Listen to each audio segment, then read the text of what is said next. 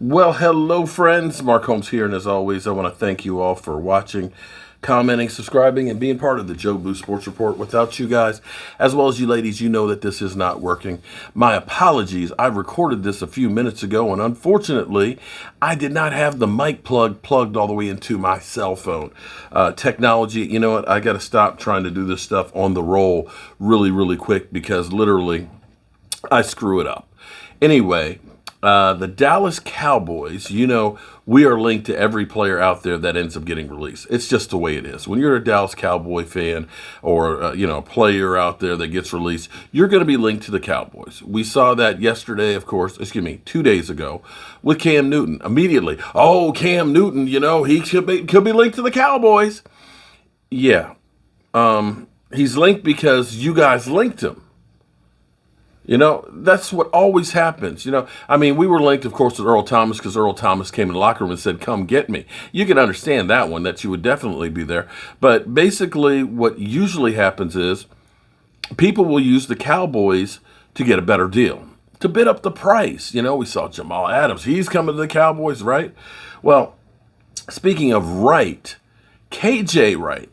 KJ Wright, who, of course, was linked to the Cowboys because they always basically take 5 degrees of separation. I don't know if you've ever heard that before, but they say that everybody is linked with 5 degrees of separation, in which case they connect the dots and they even make up a few connections for the Cowboys because they always have everybody connect with us. They said KJ Wright to the Cowboys because, well, let's face it, Dan Quinn was his coach back in Seattle many, many years ago, so of course he'll want him there with the Cowboys. Same thing with Richard Sherman. Oh, Richard Sherman. He's linked to the Cowboys because, well, Dan Quinn. Neither of the players we were interested in. And KJ Wright has now signed with the Raiders. Now, here's the thing that I find that's interesting about the Raiders. John Gruden. How come John Gruden isn't at the top of on the hot seat list? He's been with the Raiders for 3 years and has yet to have a winning season. Last year being 7-9, right? $10 million a year, $100 million contract. It's amazing because you look at the Raiders and it's become like the retirement home of the NFL. Players go there, get a big contract, and their career ends there. We saw Jason Witten. We knew Jason Witten was done. Even though some Cowboy fans said, we got to re-sign him. But the Cowboys knew it's time to put this horse out to pasture. He signs a deal with the Raiders. Did he get a touchdown pass that last year? He was literally just getting a check. So now KJ Wright signs with the Raiders. And it seems like the Raiders get nothing but older players or free agents. And this says more about the Raiders front office than it does about the Raiders because they keep messing up with the homegrown talent idea. When they have them, they let them go for nothing or trade and figure we can draft somebody better, but they haven't been able to do that. Remember when they traded with the Cowboys for Amari Cooper? You already had a really good wide receiver. It's just that you didn't have a quarterback who could pull the trigger to him, and he kind of checked out on you. You thought that you had gold because you looked at it and said the Cowboys, man, they're not winning their division. It's going to be a high draft pick. Amari Cooper, this guy's done. We're fleecing the Cowboys. Remember that? Remember those articles? Amari Cooper instantly became great. 1,000-yard receiver every year that he's been here. And that pick ended up being like 20-something. And, of course, the Raiders didn't do anything with it. Enter Khalil Mack. You had one of the best edge rushers out there. And you decided, no, we don't need that guy. We can do better with draft picks. Really? So you traded with the Bears, and you've been looking for edge rushers ever since.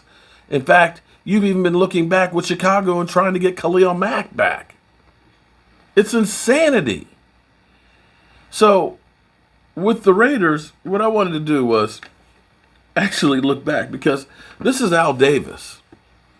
A lot of you are kind of young, but we had a cornerback, Larry Brown. Larry Brown wasn't even a full-time starter. He wasn't. Larry Brown was Super Bowl MVP, mainly because the Steelers, they literally gave him 2 interceptions. Neil O'Donnell. I don't even know that he was covering anybody. There was nobody else in the picture. Literally. Thunk. He looked at him like, are you kidding me? Seriously? You're going to... Was this really a play? And off of that, the Raiders decided, and I'm trying to find the exact number here. Wait. Let me pull it up. Because that's not even the worst move. Okay, let me read what they said. The recipient of 2 gift interceptions for the Dallas Cowboys from Neil O'Donnell in the Super Bowl. Brown got a 5-year, $12 million deal to sign with the Raiders. Now, keep in mind, that was 1996. $12 million was huge back then. I think the salary cap back then was like $40 million. Yeah, the whole salary cap for a team. Brown was at... Hold it. So, Brown fell behind Terry McDaniels and Albert Lewis.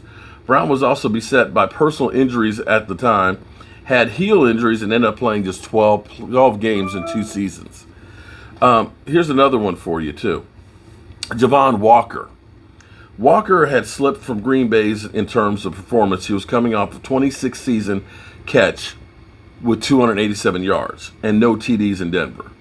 The Raiders decided, we need that guy. They signed him to a 6-year, $44 million deal. And he had to be talked out of retirement during training camp. He ended up with 15 catches, 196 yards, and 1 TD in 11 games. He got $21 million in 2008. That was a lot of money in 2008, just saying. But you can go through the list, and it's just like bad move after. Let me get, this is recent. Vontaze Burfict, okay? Burfict, of course, he wasn't expensive, but you know what you get with him. You know he's going to get suspended for some cheap shots. And lo and behold, the Raiders rolled the dice on the suspended athlete frequently fined Burfict and thought they could keep him under control. He was suspended after 4 games and then for the rest of the season on helmet hit later. So they just kind of like 4 games. They got 4 games out of him. And you can go through the list over and over and over again. And if you're a Dallas Cowboy fan who's worried about how much we paid Jalen Smith, that wouldn't even be on the radar if you were the Raiders. Literally, this is like Al Davis from heaven or from hell, wherever he is, literally still doing crazy moves for them. But hey, what do I know? I'm a Dallas Cowboy fan, and we've got our own skeletons in the closet as well. But I thought it was interesting that KJ Wright ended up going to the Raiders. Yeah, not really a surprise at all. All right, y'all. I got some more work. I'm actually working out here on the outdoor studio, getting everything together because 1 week, 7 days, 4 hours, 6 minutes, and 40 seconds, Cowboys will be kicking off against Tampa Bay. And I'm going to be ready. Are you going to be ready? I'm going to be ready. Peace.